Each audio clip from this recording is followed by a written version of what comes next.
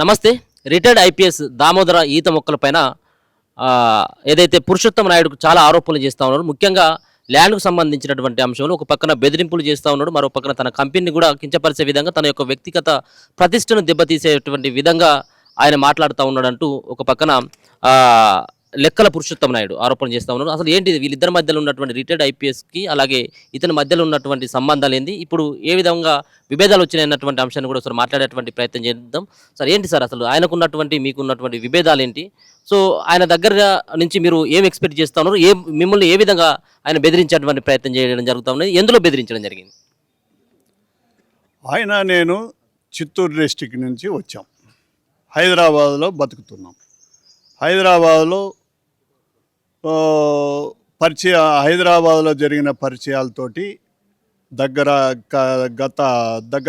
ఒక 15-16 సంవత్సరాల నుండి కలుస్తుంటాం. నేను వ్యాపారస్తుడు ఎప్పుడు కానీ ఒక ఆఫీసర్కి గౌరవం ఇవ్వడం, కలుపుకొని పోవడం ఈ మనస్తత్వంతో ఉంటారు. మా ఇద్దరు పరిచయంతో నా దగ్గర శ్రీనగర్ ఆమ్లెట్ మంచిరేవుల విలేజ్కి సంబంధించి నా ఇంటికి ఆనుకొని, నా మిత్రుడు ఏదో తెలిసిన వ్యక్తి నా పక్కనే ఉండాలనే ఉద్దేశంతో అతను అడగంగానే 1730 గజాలు అతని భార్య పేరుతో రిజిస్ట్రేషన్ చేసుకోవడం జరిగింది. నా కంపెనీ పేరుతో ఉన్న ప్రాపర్టీని అతని వైఫ్ పేరుతో రిజిస్ట్రేషన్ చేసుకోవడం జరిగింది. అతనికి నాకు ఉన్న పరిచయాలతోటి రిజిస్ట్రేషన్ టైంలో చెక్కులు మెన్షన్ చేశారు, సేల్ కన్సిడరేషన్ చెక్కులు మెన్షన్ చేశారు. ఆ చెక్కుల్ని మేము తర్వాత పంపిస్తామంటే ఆయన పైన గౌరవంతోటో లేకంటే ఆ రిలేషన్షిప్లో ఉన్న గౌరవంతోటో రిజిస్ట్రేషన్ చేసాం. ఎంత సార్ వాల్యూ ఎంత? 1,90,00,000 చిల్లర, అది అప్రాక్సిమేట్లీ 1,90,97,00,000 ఉండదు. 3 చెక్కులు డాక్యుమెంట్లో మెన్షన్ చేశారు. ఆ 3 చెక్కుల్లో ఒక చెక్కు రిజిస్ట్రేషన్ అయిన ఒక 5-6 నెలలకు ఎప్పటికో ఒక చెక్కు పాస్ చేశారు. మిగతా 2 చెక్కులు పెండింగ్ ఉన్నాయి. ఈ పెండింగ్ ఉన్న చెక్కుల్ని ఒకనొక టైంలో నాకు తెలియని మెయిల్ ఐడి ఎవరైతే బయర్ ఉన్నారో ఈత ముక్కల శాంతి అనే ఆవిడ మెయిల్ ఐడి, ఆ శాంతి పాప అనే ఉండేదానివల్ల నేను ఆ మెయిల్ ఐడికి గుర్తుపట్టలేకపోయాను. ఎమ్మడే మెయిల్ ఐడి ఆ మెయిల్ చూడంగానే వాట్ ట్రాన్సాక్షన్ వాట్ చెక్స్ అనేసి రిప్లై ఇచ్చేశాను. ఇచ్చిన తర్వాత ఆఫీస్కి వచ్చి ఎంక్వైరీ చేస్తే, సార్ ఫలాని ట్రాన్సాక్షన్లో చెక్స్ పెండింగ్ ఉన్నాయి కదా, వాళ్ళు మెయిల్ పంపించుంటారా అని అన్నారు. వాళ్ళు మెయిల్ పంపించాల్సిన అవసరం లేదు, ఏముండదు, ఫోన్ చేసి హ్యాపీగా చెక్కులు ప్రయాణం చేయండి అని అనొచ్చు కదా. చెక్కులు కూడా వాళ్ళ దగ్గర, చెక్కులు మీకు పంపిస్తున్నాము ప్రయాణం చేసుకోండి అని చెప్పొచ్చు కదా. చెక్కులు కూడా వాళ్ళ దగ్గరే ఉన్నాయి కదా, ఎందుకు ఈ విధంగా మెయిల్ పంపించారని డౌట్ వచ్చిన టక్కని నేను వాళ్ళకేదో ఉన్న కండిషన్లో పంపలేదా, ఆ విధంగా మెయిల్ పంపించారు అనుకొని చూసా. ఈ మధ్య అతనికి నాకు కొన్ని మిస్అండర్స్టాండింగ్ తోటి గ్యాప్ పెరుగుతూ వచ్చింది. సరే, అతని నేపథ్యము, అతను ఆ టైంలో అతను ప్రవర్తించిన మీ ఇంటి పక్కన ఉన్నటువంటి ల్యాండ్ ఏదైతే ఉందో అది ఆయన ఉద్యోగం చేసినప్పుడు లేకపోతే రిటైర్ అయిన 2004 జనవరి ఫిబ్రవరిలో రిజిస్ట్రేషన్ చేసుకున్నాడు. పేమెంట్ యాక్చువల్గా ఎమ్మడే ఇవ్వాలా. ఆ చెక్కులు కూడా ఎంత 3 నెలలు డేట్ వేస్తే 3 months ఏదో దాని తర్వాత వాల్యూ ఉండదు. అందుకే చెక్కులు అతని దగ్గరే పెట్టుకున్నాడు. డేట్ వేయకుండానే ఫండ్ ఉండేటప్పుడు పంపిస్తా ఉన్నాడు. ఓకే, ఇప్పుడు ఏంటంటే ఇష్యూ, ఆ చెక్కులు నేను ఇచ్చేసాను అంటాడు, నా దగ్గరికి ఇచ్చేసాను అంటాడు. ఓకే, ఇచ్చేసినా ఇవ్వకపోయినా వాల్యుబుల్ ప్రాపర్టీని నేను అవాయిడ్ చేసినా అవి క్లియర్ చేయాల్సిన బాధ్యత అతనికి ఉంది. ఆ డాక్యుమెంటు క్యారెక్టర్ని డెవలప్ చేసుకోవాలంటే ఆ payment transaction, sale transaction complete చేసుకోవాలి. లేకుంటే ఎప్పుడైనా నేను డిస్ప్యూట్ క్రియేట్ చేయొచ్చు. ఇప్పుడు వచ్చిన సమస్య అదే. అతను మెన్షన్ చేసిన పేమెంట్ ఇవ్వకపోగా తిరిగి నన్ను బ్లేమ్ చేస్తూ నా పైన క్రిమినల్ కేసు ఇవన్నీ బుక్ చేయడం జరిగింది. ఎప్పుడైంది సార్ మీ పైన క్రిమినల్ కేసు ఎప్పుడు పెట్టారు? నిన్న 6వ తారీఖు. ఏమని క్రిమినల్ కేసు అంటే ఏంటి? మీరు ఏమైనా బెదిరించినట్టుగా లేకపోతే ఏ విధమైనటువంటి మెన్షన్ లేని ఆయన పెట్టని కేసు ఒకటి కాదు, ఆయన చెప్పని అలిగేషన్ లేదు.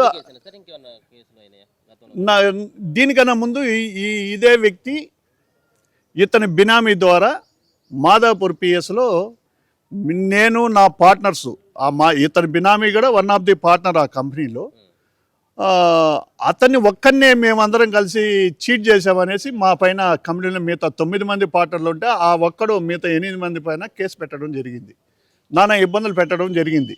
అతని ఉద్దేశం ఏమిటంటే ఇది పార్ట్నర్షిప్ కంపెనీ కదా, ఈ టైంలో ఇవ్వాల్సిన డబ్బు ఇవ్వకపోక అతని షేరు ఈ విధంగా టైట్ చేస్తే వీళ్ళందరూ కలిసి నేను చెప్పిన డిమాండ్ నా మాట వింటారు, నన్ను సెటిల్ చేసి పంపించేస్తారు అనే ఉద్దేశంతో మమ్మల్ని ఇబ్బంది పెట్టాడు.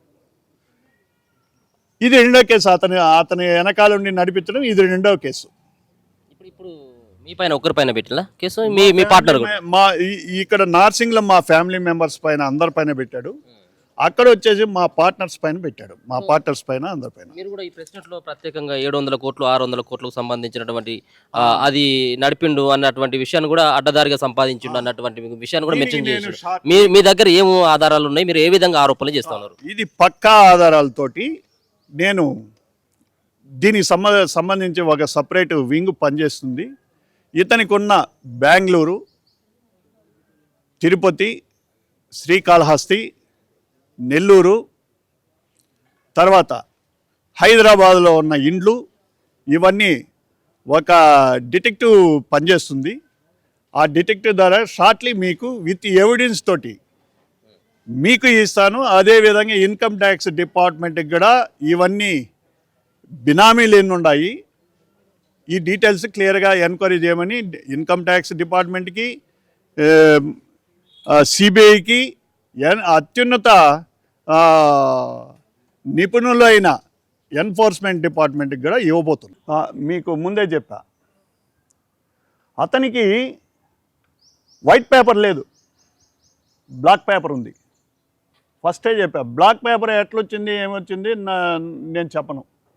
అతనికి కావాల్సిన వైట్ పేపర్ కావాలంటే బ్యాంకు ద్వారా ట్రాన్సాక్షన్ కావాల్సిన డబ్బులు కావాలా.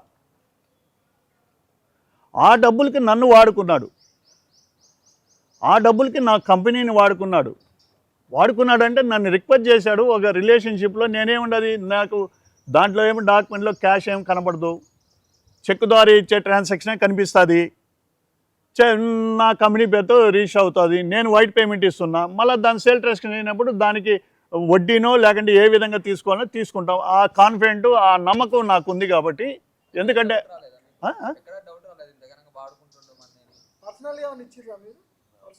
పర్సనల్గా ఇవ్వలేదు. ఇట్లాంటి లోకల్లో నేను ముందుండి అతనికి ల్యాండ్ కావాలంటే ఏమయ్యా ఎల్లయ్యా పుల్లయ్యా నీ ల్యాండ్ ఉంది కదా, ఎవరో తీసుకొస్తారు, నేను ఇక్కడ ఉన్నాను కాబట్టి ఈ ఏరియాలోనే ఈ మంచిరేవులు విలేజ్లోనే ట్రాన్సాక్షన్ కాబట్టి నాకు మంచి గ్రిప్ ఉంది విలేజర్స్ తోటి. ఇదంతా ఏదో అమ్మేటోళ్ళు ఎవరెవరు మీడియేటర్స్ ఇక్కడ లోకల్ పెద్ద మనుషులు తీసుకొస్తారు, వాళ్ళని కూర్చొని ఒక రేటు మాట్లాడుకోవడం, అతని ద్వారా వాళ్ళ బంధువుల దగ్గర కొట్టడం అంతే. వాళ్ళ బంధువుల దగ్గర ఒక 4 కోట్లు వేశాడు నన్ను ముందు పెట్టి. సరే ఇవన్నీ మీకు ఇచ్చాను పేపరు, లెక్కాను లేదు దీంట్లో. ఒక విధంగా మీరు అన్నది కరెక్టే, ఎందుకంటే దొంగకు సపోర్ట్ చేయనప్పుడు నేను కూడా దొంగ అనేసి నేను ఒకటే అన్నా. మామూలుగా వ్యాపారంలో ఈరోజు ఈ భూముల ట్రాన్సాక్షన్లో మీరు చేసినా నేను చేసినా ఇంకోరు చేసినా ఈ క్యాష్ పార్ట్ అనేది ఎవరైనా ఇవ్వాల్సింది, ఎవరు కనిపించదు. వైట్ పేమెంటే కనిపించేది. తిరిగి రిజిస్టర్ అయిన ఎవరి పేరుతో అవుతుంది? ఎవరైతే వైట్ పేమెంట్ ఇస్తున్నారో వాళ్ళ పేరుతో అవుతుందా, ఇంకొకరు వేరే వాళ్ళ పేరుతో అవుతుందా? ఎవరైతే వైట్ పేమెంట్ నేను ఇస్తున్నానో నా కంపెనీ పేరుతోనే అవుతుంది. నేను క్లియరు, నేను లోపల నేను దొంగకు సపోర్ట్ చేయనా కానీ నేను చూపించుకోవడానికి నేను క్లియర్గా ఉన్నాను. నేను ఇచ్చిన డబ్బులకి నేను సెక్యూర్డ్గా ఉన్నాను కదా. రేపు ఆ ట్రాన్సాక్షన్ అయ్యేటప్పుడు నేను ఇచ్చిన వైట్ పేమెంట్కి నాకు రిటర్న్ రావాలంతే.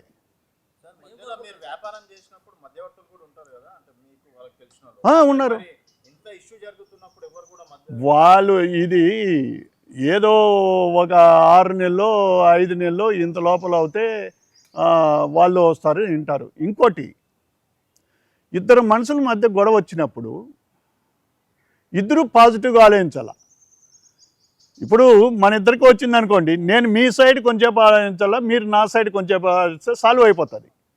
అసలు డిస్ప్యూట్ క్రియేట్ చేయడమే వీళ్ళని ఏ విధంగా పిండితే వీడు నా చేతిలోకి వస్తాడు, నేను చెప్పిన మాట ఏ విధంగా వింటాడు, నేను చెప్పినట్టు ఏ విధంగా సెటిల్ అవుతుందనే ఉద్దేశంతో కూడా వాళ్ళు డిస్ప్యూట్ క్రియేట్ చేస్తూ ఉండేది. దామోదర్ దగ్గర నాకేం అవసరం లేదు. వచ్చేది ఏదో లీగల్గా నేను ఏ విధంగా ఫైట్ చేయాలని నేను ఫైట్ చేస్తా. అతని వ్యక్తిత్వాన్ని, నా క్యారెక్టర్ని అతను 10 మందిలో పనికి మాలినోడు గాను, ఒక దొంగగాను, ఒక దోపిడీదారుగాను, ఒక చీటర్గాను నన్ను నిలబెడుతున్నాడు. కాబట్టి నేను ఈరోజు మీడియా ముఖంగా విత్ ఎవిడెన్స్ తోటి మీ ముందు పెడుతున్నా. క్వశ్చనే లేదు. కాదు, నేను ఇదే విధంగా ఖండించలేదనుకోండి, రోజు అతని టార్గెట్ ఏంటి, నన్ను టార్గెట్ చేస్తే ఐ డోంట్ కేర్. నా పిల్లలు, ఫ్యామిలీ మెంబర్స్ని టార్గెట్ చేసేది. ఈరోజు ఒకటి మీరు చాలా ఇంపార్టెంట్ పాయింట్, యాక్చువల్గా ఆయన భార్య పైన కేసు పెట్టాలి. నేను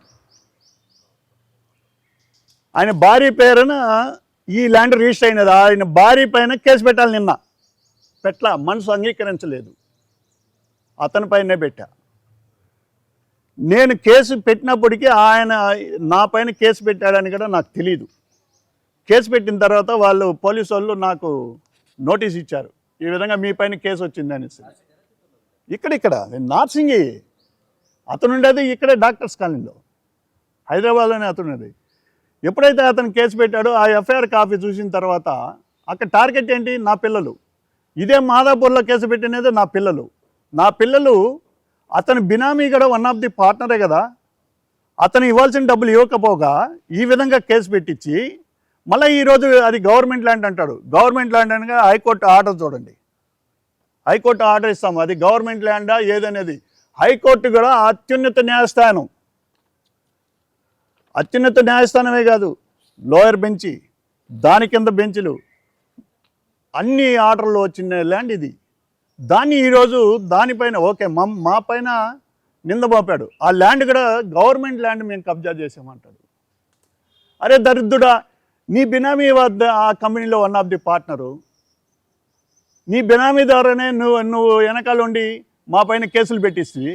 మళ్ళీ నువ్వు అది ఎట్లా అంటావురా?